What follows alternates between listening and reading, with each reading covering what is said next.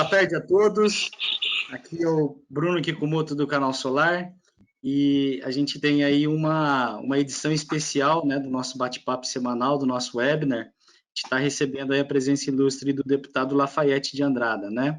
O deputado Lafayette já está bem conhecido aí no setor de energia solar, né? É um deputado aí bem ativo, né, nas questões relacionadas à energia, sobretudo as energias renováveis.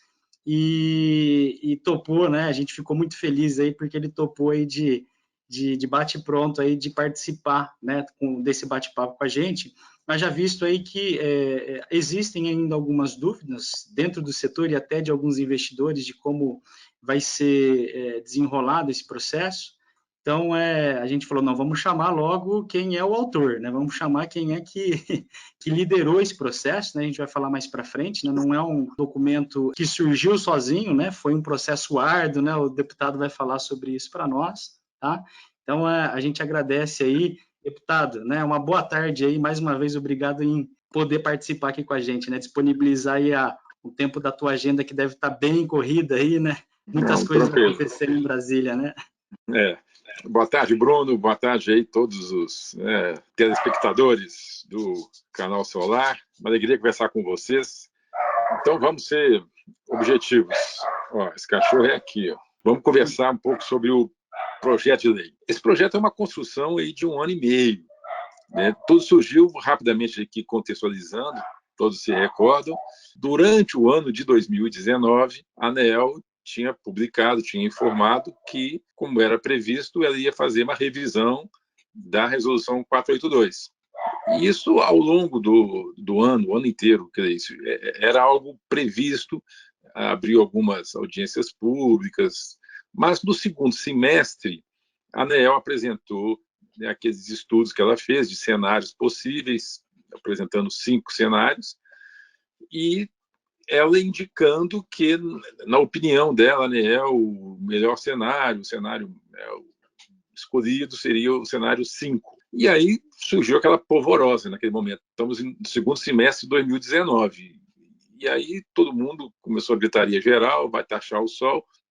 Essa alternativa 5 representava aí um aumento de 62%, né, de taxação. E o setor inteiro se mobilizou e que isso não é possível, que 62% ia matar o setor, de fato ia matar. E estava acontecendo naquele momento as discussões que ainda estão, né, do Código Brasileiro de Energia Elétrica, que é uma coisa bem maior. E eu era sou o relator, né, do Código, estava trabalhando no Código, e em função disso acabei me vendo envolvido na questão da geração distribuída. No finalzinho do ano, 2019 para 2020, aliás, já na virada do ano, o presidente Bolsonaro faz aquele tweet dizendo que, olha, taxar o sol não, e a solução vai vir da Câmara dos Deputados, vai vir do Congresso. E aí, na mesma hora, na época, o presidente Rodrigo Maia, presidente da Câmara, também tuitou, foi isso, meu presidente, conte conosco, e o presidente do Senado, Davi Alcolumbre, também tuitou, e é isso aí, o caminho tem que ser pelo Congresso. A partir daí, eu já vinha, lá no segundo semestre, trabalhando com as entidades todas, conversando, entendendo o problema, as dificuldades, e conversando com a ANEEL, conversando com o Ministério de Minas e Energia, conversando com as distribuidoras, e eu tentando achar ali um caminho do meio, porque em certos momentos a gente percebia que havia interesses conflitantes, então era necessário chegar a uma modulação que não fosse prejudicial para ninguém. E durante 6 meses ou um pouco mais, conversando, cheguei na espinha dorsal desse projeto que eu apresentei agora, né, na semana passada. Acontece que isso seria votado, né, em 2019, no início do ano de 2019. Naquela ocasião, eu conversei com o presidente da Câmara, na época, o deputado Rodrigo Maia, e falei, olha, estou aqui com uma solução que acho que é mediana, acho que resolve bem essa questão toda. E o presidente falou, não, então, voltando à Câmara, estava no recesso, era janeiro, Câmara voltando, vamos tratar logo de resolver essa questão. Mas aí veio o início de fevereiro, a Câmara reiniciou os trabalhos, ela começa só em fevereiro sempre, e naquele ano, logo depois do início, uma semana depois, ou 10 dias depois, veio o Carnaval. Parou tudo, né? Aí parou o Carnaval, quando a Câmara retomou, já era finalzinho de fevereiro, final de fevereiro para início de março, começou o debate sobre as comissões, todo ano, a cada 2 anos tem isso, as presidências das comissões, articulações, isso sempre demora 10 dias, 2 semanas. Quando chegamos aí em meados de março, que estava mais ou menos a coisa desenhada, e para logo depois que as comissões tivessem pronto o projeto de votaria, estourou a pandemia. Estourou a pandemia, parou tudo. O Congresso parou, a Câmara parou, começou a votar apenas projetos que eram vinculados à questão da pandemia, e assim ficou o primeiro semestre todo de 2019 até agosto, setembro de 2019. A partir de setembro de 2019, a Câmara começou a flexibilizar um pouco, começou a votar alguns projetos que não eram exclusivamente vinculados à pandemia, e aí, mais uma vez, o presidente Rodrigo Maia, numa coletiva, falou: nós vamos dar preferência agora para a lei do gás, a questão energética é importante, logo depois vamos trabalhar a questão da GD, da eletricidade. Isso já era outubro, era final de setembro, mas aí vieram as eleições municipais, que outubro e novembro, a eleição foi só em 15 de novembro, o segundo turno. Mas o primeiro turno foi em 15 de novembro, que foi postergada por causa da pandemia. O fato é que somente em dezembro esse assunto voltou, dezembro de 2019, né? Em 2020, é que esse assunto voltou, e aí a Câmara votou, finalmente aprovou a urgência da matéria, a urgência do projeto, e aí foi utilizado o projeto de lei do deputado Silas Câmara, que é o 5928, aprovou a urgência. O que isso significa? Está pronto, está apto para ir para o plenário. Já vencemos a fase das comissões, plenário agora é votação, agora é para valer. Isso foi em dezembro. Janeiro, de novo, recesso, e agora, em fevereiro, retomamos, teve a eleição do presidente da Câmara, e, de fato, na semana passada, o presidente da Câmara colocou em pauta o projeto. Essa semana ele retirou. Aí a semana passada ela foi toda tomada na votação da PEC emergencial, que parou madrugada, 3, 4 dias, só votou-se isso na semana passada. E aí, essa semana que nós estamos nela, demos prioridade à lei do gás, que foi votada ontem. Hoje ficamos por conta de vetos no Congresso, e amanhã alguns projetos de lei que têm a ver com a Semana da Mulher, assuntos dessa natureza. Então, ao que tudo indica, na semana que vem, o projeto volta à pauta, com grande possibilidade de ser votado na quinta-feira, já é dia 25, né, da semana que vem. O fato é que já está na bica. Pode ser na semana que vem, pode ser na outra, mas tem larga possibilidade de ser votado na semana que vem. E já está em pauta. E aí as pessoas me perguntam: o que se trata o projeto, Rafael? Como é que é? Vou responder várias perguntas, mas eu trouxe aqui uns slides que mostram bem o que é o projeto. Em linhas gerais, o que eu fiz? A grande reclamação das distribuidoras sempre foi o fato de que quem tem painel solar não paga a TUSD-B, né? A gente fala o fio B. O fio B é quem realmente remunera as distribuidoras. O argumento das distribuidoras é que elas fazem esse investimento, elas são obrigadas a colocar à disposição de todo mundo, quem tem solar e quem não tem, ela é obrigada a colocar à disposição de todo mundo toda essa estrutura de energia, de fio, de cabeamento na cidade inteira, e está tudo à disposição. E ela reclama que quem tem solar não paga por isso. Então, eu procurei, dentro do projeto, fazer algo que seja mediano e que garanta às distribuidoras o pagamento do fio B. Eu parti desse pressuposto, algumas pessoas não concordam comigo, mas eu parti do pressuposto que esse valor é devido, que é justo essa cobrança das distribuidoras. E, baseado nisso, é que eu criei essa espinha dorsal do projeto, que é o que nós vamos ver aí agora, que eu quero apresentar aí. Coloque, por favor, no próximo slide. Vamos lá. Só um pouquinho, só, pois deputado. Deixa eu só até dar alguns recados aqui para o pessoal, tá? Tá bom. A gente vai estar recebendo as perguntas, né, e os comentários de vocês aí através do chat, então eu sei que tem bastante dúvida, né? Coloquem, tá? A gente vai fazer o nosso melhor para colocar aqui as principais. Com certeza, várias delas serão comuns entre vocês. A gente vai ter a missão aqui de conseguir traduzir e colocar tudo junto, né? A gente dá uma consolidada em tudo isso, passa para o deputado. E até para complementar, deputado, assim, né, contextualizando aí essa questão do fio B, fio A, né? A proposta da ANEEL, até que foi colocada lá no final de 2019, né? Ela propunha várias coisas, né? Entre outras coisas, pagamento de fio A, que é transmissão, né? Sendo que a energia, né, do sistema de geração distribuída, até pelo próprio pela própria natureza, ela não circula, né, nessa rede. Também propôs aí pagamento de encargos, né, encargos que são utilizados para incentivar que os investimentos sejam feitos na rede, né, mas nesse caso o consumidor de energia, o pequeno consumidor está fazendo esse investimento. Então, assim, né, bem coesa, faz sentido a proposta que o deputado vai colocar aqui para nós, né, mas eu vou deixar para ele colocar. Queria também registrar que a gente vai seguir, né, com essa apresentação do deputado, e aí no final a gente vai fazer as interposições, vamos colocar as perguntas para ele, para que a gente tenha um fluxo aí, tenha uma sequência aí lógica, tá bom? Deputado, fique à vontade aí, a gente já está com a primeiro slide na tela. Primeira lâmina. Então é o seguinte, só um parêntese, esse slide foi montado no finalzinho de 2019, então pode ter uma pequena variação, mas não altera muito o contexto.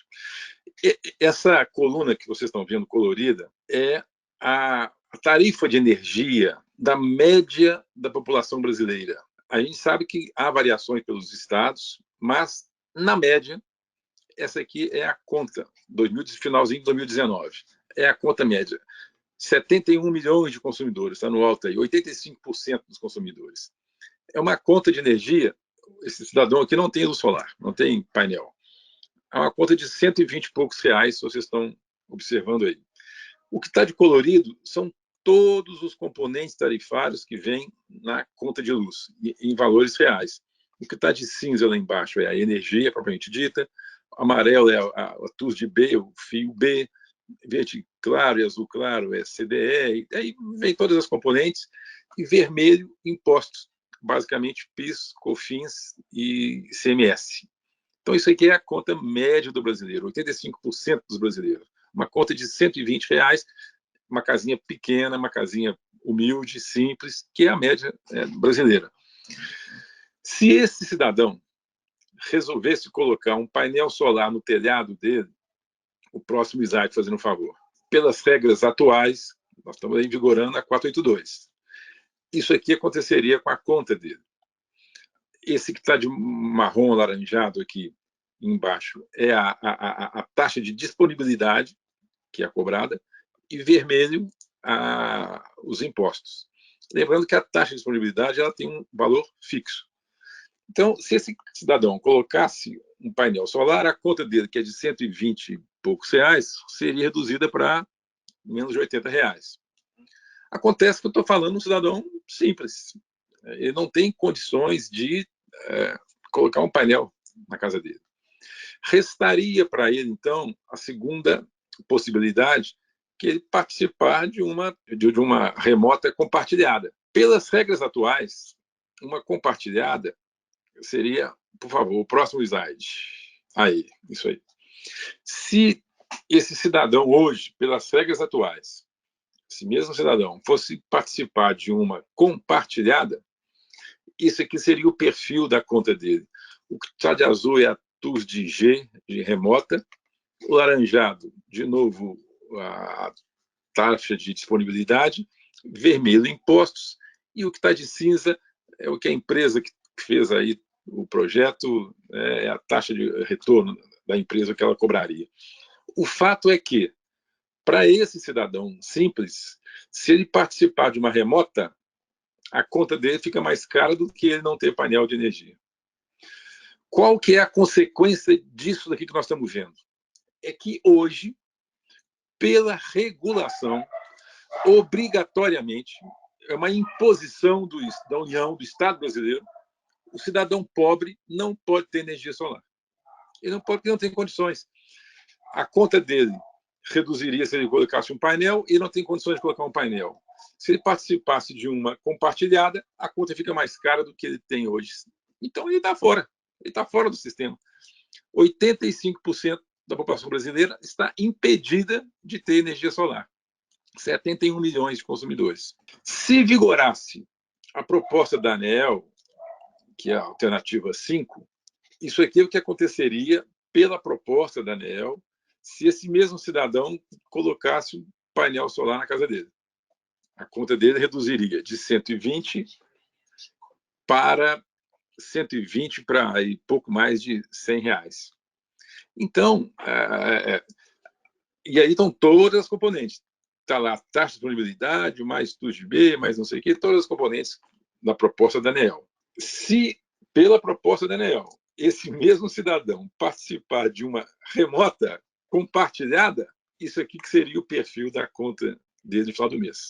Ou seja, está mais excluído ainda o cidadão pobre do que já está hoje, já está excluído. Ou seja, energia solar não é para pobre. Agora vem o meu projeto. O que eu estou propondo? Eu estou propondo que o solar tem que pagar o fio B e os impostos. O fio B é da distribuidora. E os impostos, porque são as tarifas, são os impostos todo brasileiro, como diz a frase, duas coisas você não consegue fugir delas, dos impostos e da morte. Então, está lá. Então, o próximo slide, por favor. Isso aqui era a hipótese de esse cidadão colocasse um painel solar na casa dele. Vamos lembrar aqui, ó, o que ele vai pagar? A TUSD-B, fio B de amarelo, que é exatamente o mesmo valor lá da primeira coluna, se o cidadão não tivesse energia solar. TUSD-B tem que ser paga. Vermelhinho, impostos. Se ele for participar de uma remota compartilhada, aí é o próximo slide, fazendo um favor. Mais um. Isso aqui vai ser o perfil desse cidadão, se ele... porque lembrando que ele não tem condições de fazer um painel na casa dele. Então, ele tem que participar da remota compartilhada. Olha lá, de 120 vai cair para pouco mais de R$60, R$70, R$80. Ou seja, passou a ser interessante, pelo meu projeto de lei, mesmo para as camadas populares, né, que têm menos possibilidades financeiras, delas terem energia solar. Ou seja, nós estamos abrindo a energia solar para 70 milhões de consumidores, para 85% da população brasileira, que hoje está afastada, está proibida de ter energia solar. Isso aqui é uma simulação, como eu disse, é uma casinha simples, que tem lá um consumo de 167 kWh por mês. Agora vamos fazer uma simulação, uma casa média. Isso aqui é uma casa média, que tem um consumo de 830 kWh por mês. Representa ali menos de 1% da população brasileira. Não é uma mansão, não. Um apartamento aí de 4 quartos, classe média. Tá? Esse cidadão, de novo, média nacional, tem lá uma conta de R$600. Se esse cidadão, ou se morasse numa casa, e voltando lá embaixo, o que é cinza é energia, o que é amarelo é TUSD-B, azul, CDE, são todos os componentes. Se esse cidadão colocar um painel na casa dele, próximo slide, olha como é que é vantajoso. E é o que acontece hoje. Classe média, média alta, altamente vantajoso. E cara, de R$600 cai para menos de 100, se ele colocar um painel. Se esse mesmo... E quais são os componentes? Laranjado lá é a taxa de disponibilidade.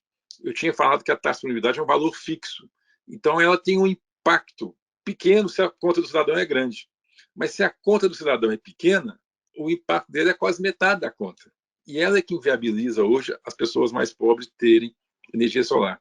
Por isso que no meu projeto eu substituí a taxa de disponibilidade pela TUSD-B, fio B. Vamos pagar fio B. Então vamos lá, pelas regras atuais, se um cidadão aí de classe média mora num prédio, né, um prédio de apartamentos, e eles resolveram fazer uma remota compartilhada para o condomínio hoje, isso aqui que seria o perfil da conta, cairia lá de 600 e poucos reais para menos de 400. Não vale a pena. Regras atuais. Proposta da ANEEL. Se esse cidadão colocar na casa dele um painel, esse aqui vai ser o perfil da conta dele. O próximo slide. Se for um prédio de apartamento, mais um clique, por favor. Isso. Se for um prédio de apartamentos, né, todo mundo participou de uma compartilhada. Opa, já ficou pau a pau, dependendo, não vai valer a pena.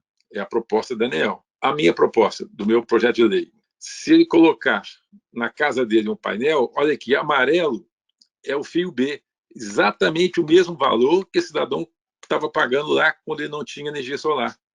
Fio B da distribuidora, que é até maior do que a taxa de disponibilidade. Ou seja, para a distribuidora, maravilha. Próximo painel, se ele participar de uma compartilhada, é TUSD-G, o que é azulzinho ali é de distância, TUSD-G, amarelo, fio B da distribuidora, vermelho, impostos, e o cinza, a remuneração lá da empresa que está implementando. Ou seja, a conta de R$600 vai cair para 300. Vale a pena. Então, pela ótica do consumidor, muito bom para todo mundo. Nós estamos colocando, né, um mercado de trabalho aí de mercado consumidor de 70 milhões, né, que hoje estão fora, remunerando a parcela B, é interessante para o investidor, é interessante para o consumidor, e a distribuidora está protegida, justamente, na minha opinião, sendo remunerada pela parcela B. Então, em linhas gerais, esse aí é que é o nosso projeto. Lembrando que, um detalhe que não está aqui, eu dividi o projeto em duas, a geração solar em duas categorias, até 200 kW e acima disso. Até 200, pelo meu projeto, os novos painéis vão começar a pagar 10% do fio B. 10% e os outros 90% a CDE é quem vai pagar. Isso ao longo de 10 anos, é a transição. No ano seguinte ele paga 20%, a CDE paga 80%, no outro ano ele vai pagar 30%, a CDE 70%, e ao longo de 10 anos a CDE some e ele passa a pagar integralmente. Isso abaixo de 200. Acima disso, né, o autoconsumo remoto, uma grande empresa resolveu fazer um painel para si próprio, passa a pagar integralmente o fio B, todos os novos painéis. Então, essa aqui é a espinha dorsal do nosso projeto. Em linhas gerais, é isso que nós estamos prevendo. Ótimo, deputado. Antes da gente passar para as perguntas, até queria mencionar aqui, a gente vai dividir a conversa aqui em duas etapas, né? Essa primeira etapa, que é para falar do projeto de lei, né? Como ele está sendo estruturado, assim como o deputado colocou. Já logo em seguida a gente vai colocar as dúvidas de vocês, e depois a gente vai fazer também uma discussão sobre como isso vai tramitar, né? Porque não só no setor, eu acho que até o nosso setor ele conhece muito bem, né, deputado, mas o brasileiro em si não conhece muito bem como é que são os procedimentos, né, dentro das duas casas, né, a gente tem duas casas do legislativo, então a gente também quer trazer isso daí para o pessoal. Mas antes disso, tem algumas perguntas aqui interessantes, né? Bruno, eu vou te pedir desculpa para a gente fazer um intervalo comercial de 2 minutos. Tá bom. Eu estou com um probleminha interno aqui que eu tenho que sanar. Mas bom. São 2 minutos. Enquanto isso, vocês vão debatendo aí o que vocês acharam. Mas 2 minutos e eu estou retornando. Tá bom? Tá ok. Pode deixar. Então, enquanto isso, aí enquanto a gente aguarda aí o deputado, né? O que é interessante a gente falar aqui, né? Que até queria colocar as dúvidas, né, que vocês acabaram trazendo, né? Mas até para explicar todos esses números que foram colocados, né? A nossa tarifa de energia ela é dividida entre algumas componentes, né? As duas principais aí são as duas divisões principais é o que a gente chama de tarifa, né, de uso do sistema de distribuição, né, o uso do sistema como um todo, né, a famosa TUSD, e também a TE, que é a tarifa de energia propriamente dita, né? Então, a TE é o que a gente chama aí do preço que a gente paga pela energia, né? Fazendo um comparativo aí com algo mais físico, né? A energia é o produto que a gente está comprando, né? Então, é aquilo que de fato é o objeto daquela transação, que é consumir energia, né? No final, você quer ligar os seus equipamentos e esses equipamentos eles precisam lá dos elétrons, né, da energia para operar. E a outra parcela que eu falei anteriormente, que é a TUSD, é o transporte dessa energia até o consumo desses equipamentos, tá? Então é o frete, né? Então, para o produto chegar na tua casa, você tem que ter toda a estrutura, né, de rodovias, enfim, para que esse produto chegue lá, tá? Então, o que o deputado colocou aqui que dentro até dessa TUSD, que é a tarifa de uso do sistema, a gente tem algumas divisões também. Uma dessas parcelas é o que ele chamou de fio B, tá? Que é o nome até utilizado aí pela ANEEL. A tarifa fio B ela é utilizada para remunerar o trabalho das distribuidoras de energia, tá?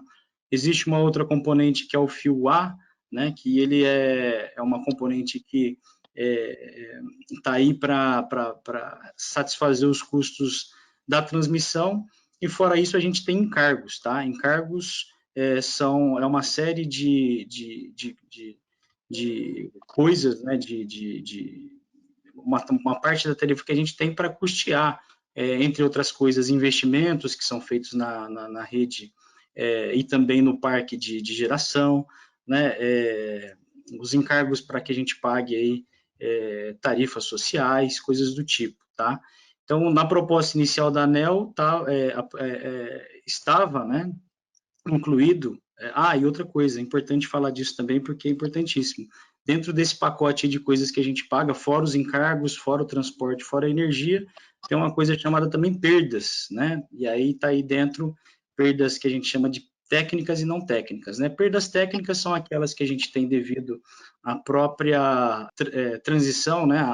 A energia ela está circulando em condutores, em transformadores, em equipamentos, né? E há uma perda natural por causa disso.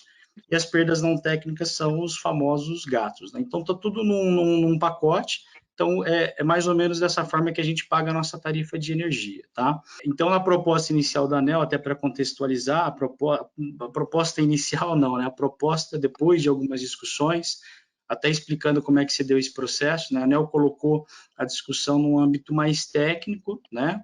Até um certo ponto, né? E aí, lá em meados de outubro de 2019, ela mudou de ideia e impôs uma situação em que a alternativa 5, né, que é essa alternativa 5 que o deputado comentou, em que tudo, né, todas essas componentes, né, não só o fio B, que é da distribuição, mas o fio A, que é da transmissão, as perdas e os encargos, né, num pacote em que não seria compensado, né, a energia que é injetada na rede, essas componentes não seriam compensadas. Com isso, essa energia que ela é emprestada para a distribuidora, né, que é a energia que a gente excede, né, os nossos excedentes que a gente injeta na rede, elas teriam todas essas componentes aí retiradas, né, você não compensaria. Então, em outras palavras, você emprestaria 100 kWh, por exemplo, para a rede, né, e ao invés de ser remunerado nessa plenitude, tirariam-se todas as componentes, com exceção da energia, e no final a conta seria que você estaria emprestando, né, não é exatamente isso, mas assim, para transformar numa coisa mais entendível, você estaria emprestando 100 para a rede e a rede estaria te retornando cerca de 40% disso somente, né, que seria uma alternativa muito ruim, tá? Depois de idas e vindas, o deputado, junto aí com uma frente parlamentar, um trabalho que foi feito, como ele mencionou, aí junto com distribuidoras, com o setor de energia solar, chegou nessa proposta, né, que é o que está sendo apresentado no projeto de lei, que é a remuneração somente do fio B, que faz sentido, né? Até eu comentei aqui no início da apresentação, né, quando você pega aí os sistemas de geração distribuídas, que hoje estão instalados, né, nas casas, nas empresas, enfim, essa energia, quando você empresta para a rede, ela circula dentro da própria rede de distribuição, né? Dificilmente, é pouco provável que ela circule pela rede de transmissão. Então, não faz sentido você pagar por uma coisa que você não está usando, né? Outra coisa, perdas, né? Também a gente falou aí de perdas de uma maneira geral, né? A geração distribuída, ela também propicia uma situação melhor aí com relação às perdas, porque a gente está circulando essa energia em caminhos, né, mais curtos, né, mais próximos, né? Diferente, por exemplo, de uma energia que vem da usina de Itaipu até a região sudeste aqui de São Paulo, por exemplo. Olha o caminho que essa energia percorre, né? Então, as perdas são maiores. Então, também não faz sentido quem tem geração distribuída emprestar essa energia para a rede e não ter essa remuneração, né, das perdas, porque você está propiciando aí um ambiente mais interessante do ponto de vista de perdas também, tá? E os encargos, né? Os encargos, eles estão lá muitas vezes para incentivar os investidores, né, que colocam ali o dinheiro em infraestrutura, colocam em parte de geração, e com isso, né, essa conta e esses encargos, parte deles, eles têm a ver com essa questão de incentivar esses investimentos. Aí também não faz sentido a energia solar pagar por isso daí, uma vez que quem está fazendo o investimento na geração distribuída vai está fazendo um investimento com capital próprio, né? Ou, se não é capital próprio, com crédito que, eventualmente, vai ter que ser pago por esse investidor. Tá? Então, mais ou menos contextualizando aí tudo isso que o deputado falou até agora, só para quem está chegando agora também, o deputado teve um probleminha para resolver ali, tá? Mas já tá retornando para a gente continuar a discussão. Algumas perguntas nós vamos colocar aqui e ele vai responder, tá? Enquanto isso aqui a gente vai falando, né? Retornei. Estamos aqui de novo. Gente, desculpa aí, foi mal aí. Mas faz parte. Eu contextualizei e fiz um resumo de tudo que o senhor acabou falando. Então, deputado, sem perder mais tempo aqui, eu já vou colocar algumas perguntas que foram colocadas, né? Okay. Tem muitas com relação à questão do direito adquirido, né? Quem já fez o investimento, né? Bem lembrado. Está mantido, né? Pelo projeto, todos os painéis que já foram implementados estão com o seu direito adquirido por 25 anos. Tem nenhuma dificuldade. E, inclusive, os que vierem a ser até 1 ano depois da sanção do projeto. O projeto, lembrando que ele bota na Câmara, tem que votar no Senado. Após a votação do Senado, ainda vamos ter 1 ano de transição. Qualquer projeto que for implementado neste 1 ano está valendo regras antigas. Os que forem implementados 1 ano depois, aí já são essas regras aqui que eu apresentei. Ótimo. Tem várias dúvidas aqui com relação àquela questão do protocolo, deputado, né? Falando o que vai garantir, né? Como é que vai ser medido essa questão o protocolo do pedido de acesso, que vai ser o marco desse 1 ano, né? Durante 1 ano. Todo mundo que protocolar, né, o pedido parecer de acesso, no próximo ano vai ser contemplado mantendo as regras atuais. As regras atuais, tá? Então, pessoal, né, que bastante perguntas sobre isso, né? Então, vai ser mantida sim, né? Essa questão dos 12 meses que o deputado comentou, após a aprovação da lei, a gente vai ter ainda 12 meses. Exatamente. E o mecanismo vai ser o protocolo da solicitação de acesso, né? Então, quem solicitou dentro desse período vai ter aí o benefício das regras atuais, tá? Exato. O deputado, outras dúvidas aqui que estão surgindo, né? O senhor também comentou sobre a questão da taxa de disponibilidade, né? Como que fica a taxa de disponibilidade no projeto de lei que vai ser votado? Ela deixa de existir, ela não vai mais existir. Ela vai ser substituída pela tarifa, pela TUSD-B. Ela é o último quadrinho lá, as 2 últimas colunas lá daquela apresentação que eu fiz. Paga-se agora TUSD-B, não se paga mais, não será cobrado mais taxa de disponibilidade. A taxa mínima de disponibilidade, entendido Acabou. então. Acabou, para quem tem energia solar, acabou, está extinto, né? Extinto. Pagar fio B. Vai pagar o fio B. Vai pagar o fio B proporcional àquela energia que ele injetou na rede. Exatamente, é isso aí. Tá. Com relação a para as empresas, né, para os comerciantes, às vezes as indústrias que consomem energia, né, no chamado grupo A que a gente tem, né? Eles vão, como é que vai ficar a questão da demanda contratada? Tem bastante dúvida com relação a isso também. Assim, qual que é a dúvida? Nós vamos agora, isso tudo nós transformamos na chamada TUSD-G, né, que é o azulzinho ali dessa coluna. E aí está resolvido. O que está no contrato é o que está no contrato. Entendi. Então, ele vai pagar a demanda contratada com base na tarifa para o gerador, né? A TUSD-G nada mais é do que a tarifa. Isso aí, do gerador. Exato, é isso aí.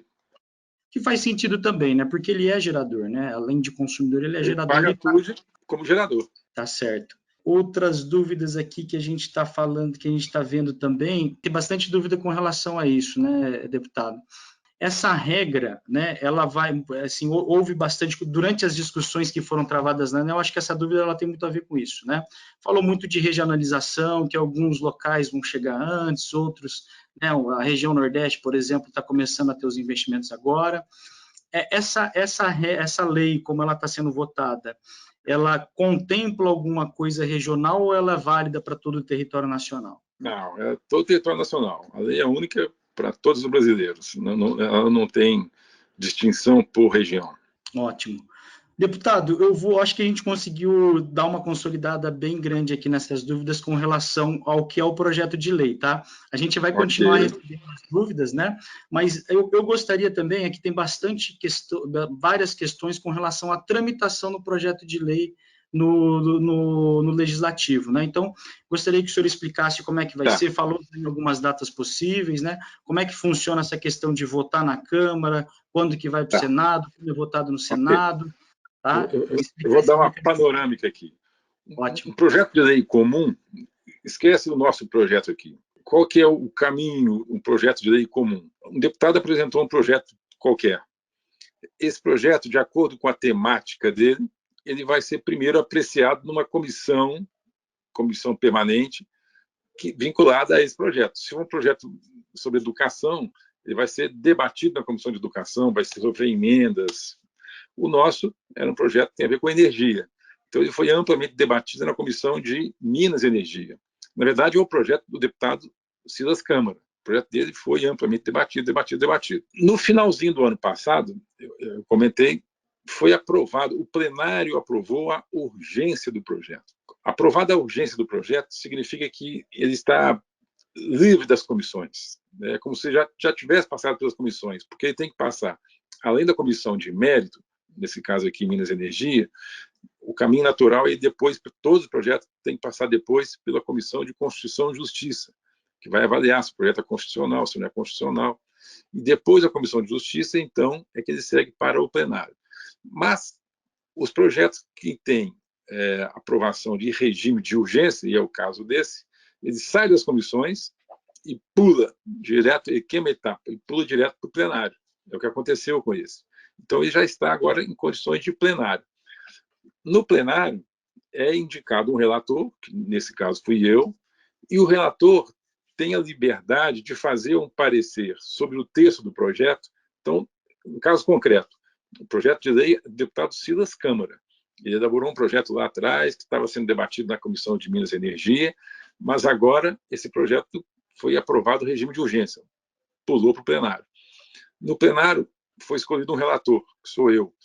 O relator ele vai fazer um parecer sobre o projeto, mas ele tem também a liberdade, como relator, de fazer modificações no texto.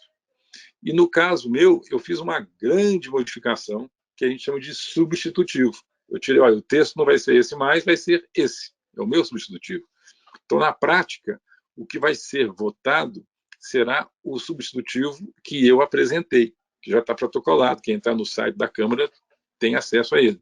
Então, não vai ser mais o projeto original do deputado Silas Câmara, vai ser o substitutivo do deputado Lafayette Andrada. Esse é o texto que será votado. Supondo que ele seja votado na semana que vem, tem grande chance de ser. Se ele for votado na semana que vem e for aprovado, ele segue para o Senado. Lá no Senado, ele percorre o mesmo caminho. Né? Ele vai lá para a comissão lá de Minas e Energia, lá não tem Minas e Energia, lá é a comissão de infraestrutura. Ele vai para a comissão de infraestrutura, comissão de Constituição e Justiça, finalmente para o plenário. E aí, sendo aprovado no plenário, sanção presidencial. Quanto tempo isso gasta? É a pergunta que todo mundo faz. Lá no Senado, vai depender muito do ritmo que o presidente do Senado impor.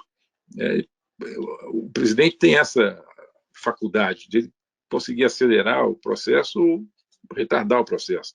Então, nós não temos muito como dizer.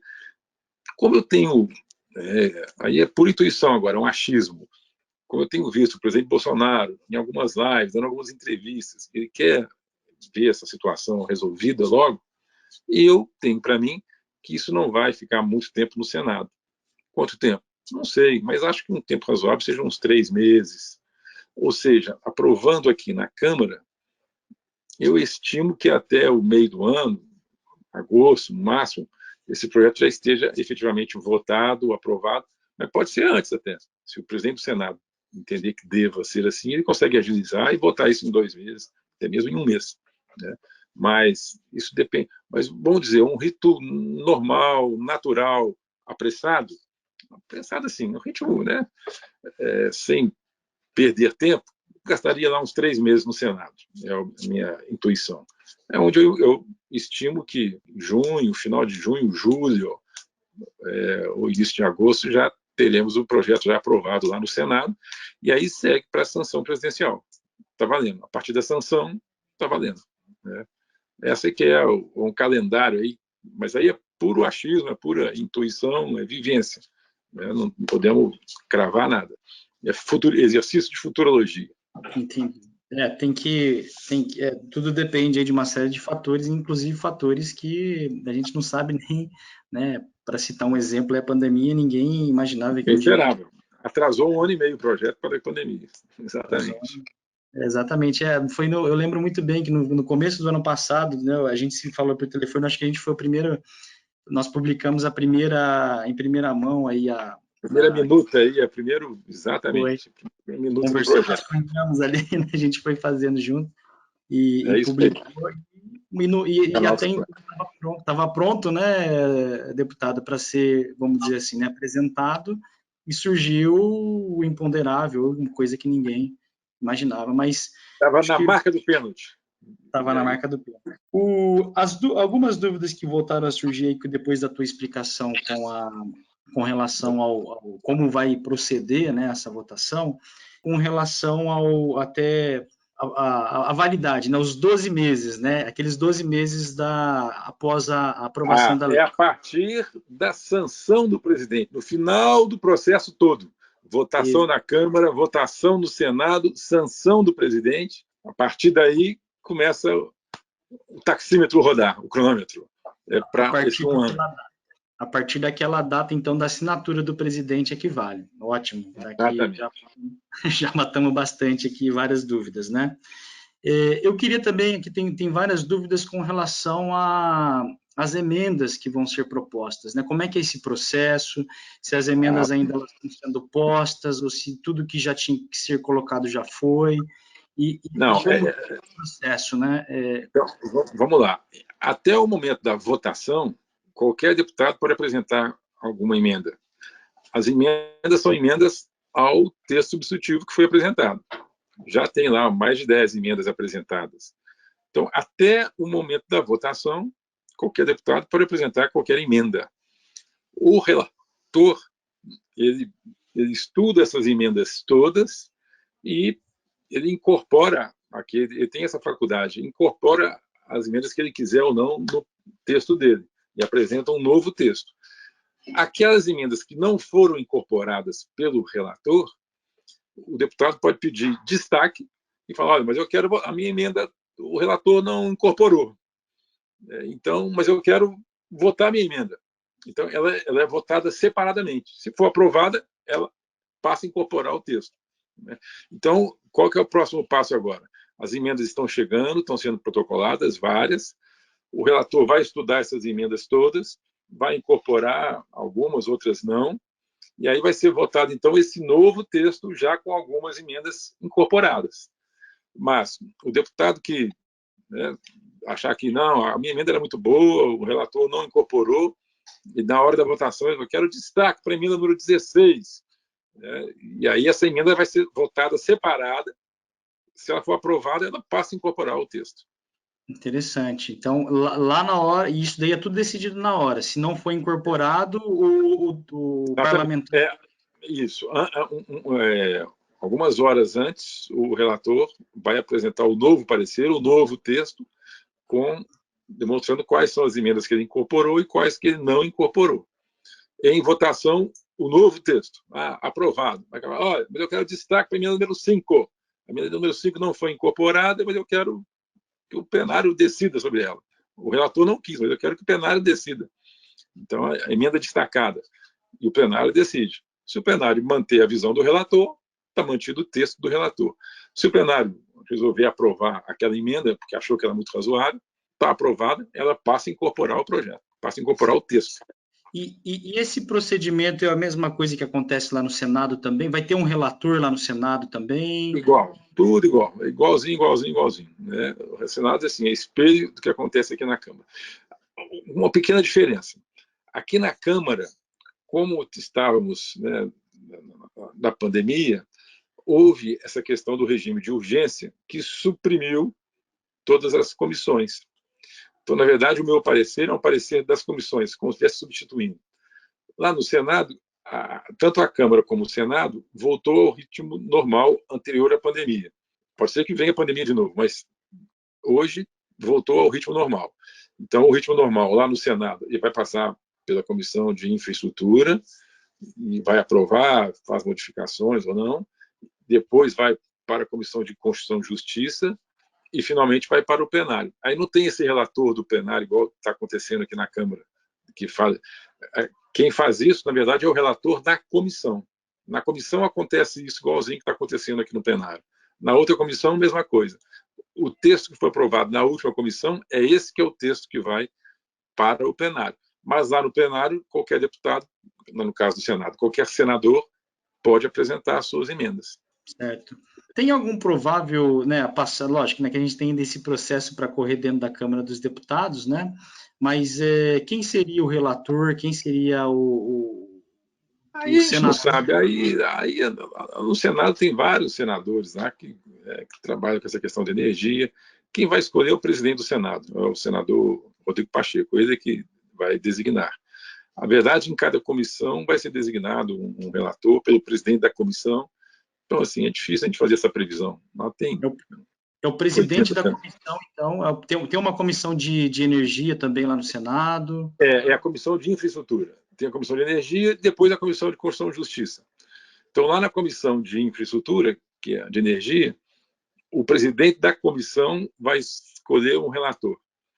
E aí o relator vai fazer isso que eu fiz, vai analisar o projeto, mantém, pode não mexer em nada, pode, não, vou incorporar aqui alguma coisinha, e a comissão lá do Senado aprova. Agora, se o texto do Senado, lá no final de todo esse procedimento, o texto do Senado não for o mesmo texto que foi aprovado na Câmara, tem esse também.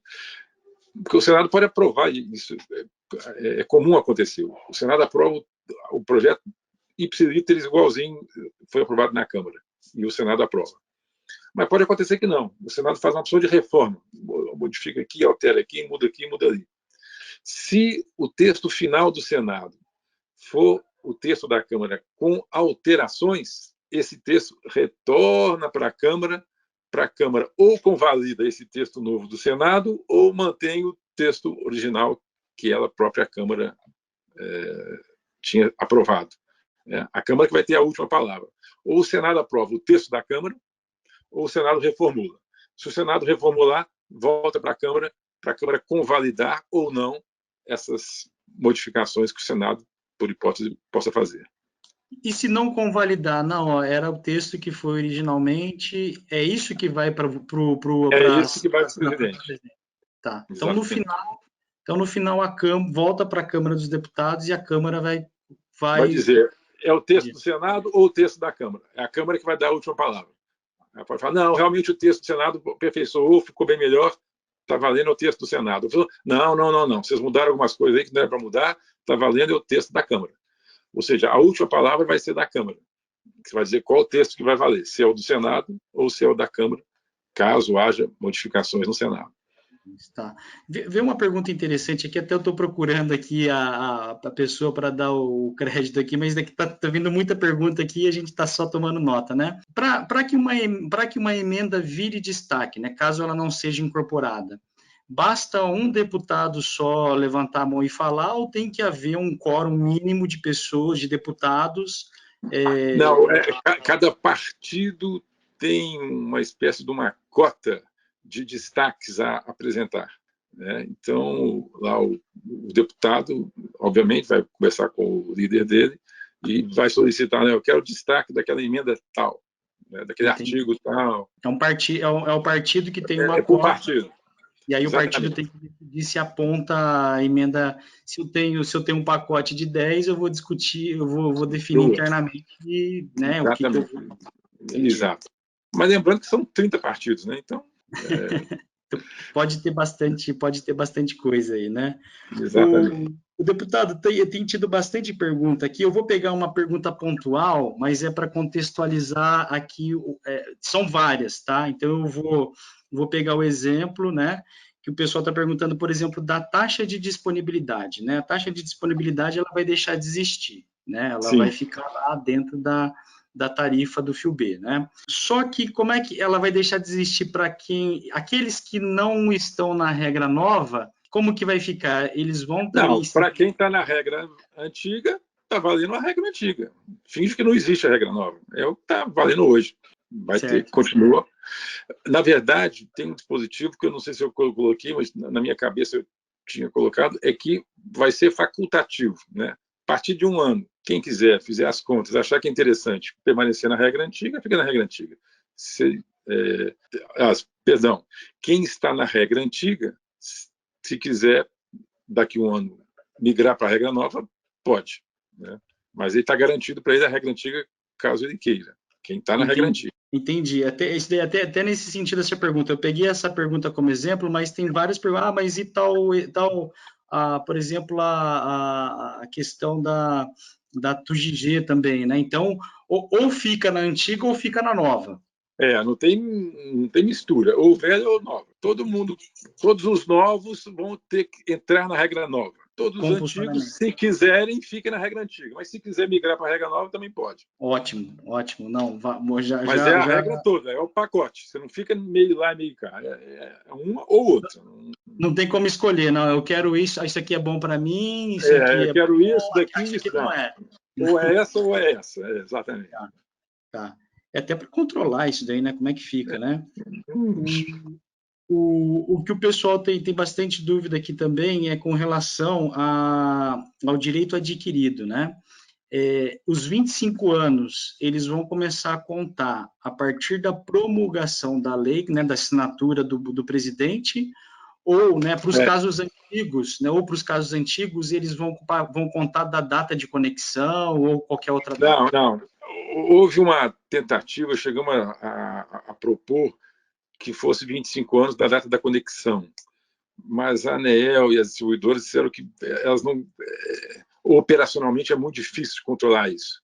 Então, vai ficar a data fixa. A partir da data da promulgação, 25 anos e está acabado. E está feito, né? Deputado, até assim, né, não sei se é possível o senhor comentar aqui, né? O senhor comentou das 10 emendas, né? 10, 12 emendas. Algumas periféricas, a principal, assim, que tem uma grande diferença, porque algumas mexem em alguns detalhes, alguns procedimentos. Assim, a que realmente mexe com a espinha dorsal do projeto é a emenda do deputado Roman, lá do Paraná, que me parece que é a Absolar e que ajudou a construir essa emenda dele, que ela faz uma transição não como essa que eu estou propondo em 10 anos. Né? Ela propõe uma transição a partir de um percentual de injeção de energia oriunda da GD no sistema. Não lembro de cabeça, acho que 10% eles estão propondo. Em tese, se for 10%, a tese seria que só quando a GD tiver uma participação de 10% em toda a matriz nacional, a partir daí sim dispara esses gatilhos de começar a pagar o FIUB, etc. e tal. A transição dele é nesse sentido, não é por ano, fatiado, como eu apresentei. Essa que é a grande emenda que eu vou dizer assim, que realmente há uma grande modificação do projeto. As demais emendas são emendas pontuais, aperfeiçoando alguma coisa, assim, não modificam a estrutura do projeto. Essa, sim, essa é uma visão diferente do que eu apresentei. Certo. E como é que vai se dar, como é que está sendo feita essa análise, né? Vamos pegar principalmente essa que é a mais diferente aí, que foi comentada pelo senhor, né? Não, eu vou fazer... Essa análise... sou eu com a minha equipe, nós vamos sentar, fazer algumas simulações, porque esse projeto todo, igual eu te mostrei aí, isso aí tudo em cima de dados reais, oficiais da ANEEL. Então, e eu tenho aqui, eu não quis apresentar aqui, que são muitos gráficos, que tem todas as simulações do que acontece com o meu projeto, caso ele seja aprovado. durante os próximos 10 anos. Eu não tenho essa simulação, né, dessa hipótese aí da injeção. Então, eu já pedi à equipe para construir essas simulações, e eu vou ver o que acontece para analisar se é vantajoso, se não é, se é melhor ou não. Eu não tenho ainda uma posição definida. Entendi.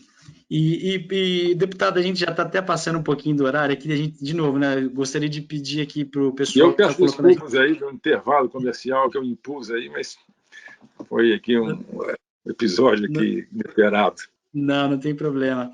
Mas até gostaria de comentar com vocês todos, né? Porque a gente está recebendo uma enxurrada de perguntas aqui, né? São muitos participantes mesmo e tem gente aqui que coloca até 2, 3 perguntas. Então a gente não vai conseguir responder todas, a gente consolidou. Uma pergunta que sempre me fazem, e você não me apresentou, mas seguramente nessa enxurrada vai ter, é sobre a mudança, né, de autoria, de conexão, se vai ser possível. Sim, no meu projeto vai ficar autorizada, né, a mudança de titularidade. Mudança de titularidade. Uma pergunta muito frequente também. Sim. Deve ter alguma coisa aqui, eu acabei não capturando, né? Eu tinha, na verdade, aqui uma dúvida. Oi? Não, tranquilo. Estou ouvindo bem. Eu tinha aqui anotado aqui uma pergunta aqui também com relação a... Tem muitas dúvidas ainda com relação a essa transição, né? E aí o senhor colocou também a questão dos sistemas com os 200 kW. Se o senhor puder falar novamente sobre, né, quem que vai estar enquadrado nessa regra de transição e quem não vai estar, e como vai ser essa transição até o período... Então, de novo, reprisando, aqueles que são autoconsumo remoto acima de 200 kW, a transição deles é abrupta, acima de 200. Eles já passam a pagar o fio B integralmente. Todos os novos projetos, novos painéis, acima de 200 kW, eles vão pagar integralmente o fio B. Abaixo de 200, é essa escadinha de 10 anos. Vai pagar 10% do fio B no primeiro ano, 20% no segundo, 30% no terceiro, até 10 anos. No final do 10º ano, estará pagando integralmente o fio B. Essa que é a grande transição. Entendido. Não, entendido. É importante a gente salientar essa questão, né, que vai ter uma transição, mesmo depois dos 12 meses, né, primeiro vai ter aqueles 12 meses. Aí sim, primeiro vai ter, exatamente. Depois de aprovada a lei, teremos 12 meses, para quem tiver com os pareceres de acesso, somente para os novos que vai valer essa transição. Até lá, está valendo a regra atual. Ótimo. Acho que é isso então, deputado. Acho que a gente conseguiu cobrir aqui grande parte das perguntas, das dúvidas que existiam, né?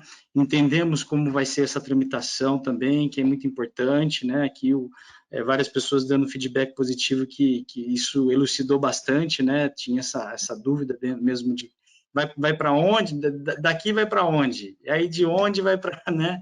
E quais são as datas, quais são os gatilhos aí, né, de quando as coisas vão valer, tá? Então, a gente gostaria de agradecer imensamente a tua participação, né, a tua disponibilidade para estar aqui, sentando aqui na frente de grande parte do setor, aqui a gente teve uma participação muito grande aqui mesmo, né?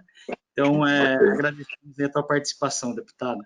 Um abraço aí, obrigado a vocês aí do Canal Solar, estamos aqui às ordens para dirimir qualquer dúvida. Muito obrigado, Bruno. Um abraço a todos vocês. Tá ótimo. Uma boa noite para todos aí. Obrigado a todos pela participação também, né? Mais uma vez a gente consegue fazer um evento com bastante informação, né? Fruto aí dessa participação de vocês, né? Essa colaboração para que a gente consiga colocar as coisas, né? As informações da maneira correta. Uma boa noite para todo mundo aí e se cuidem, né? Um abraço.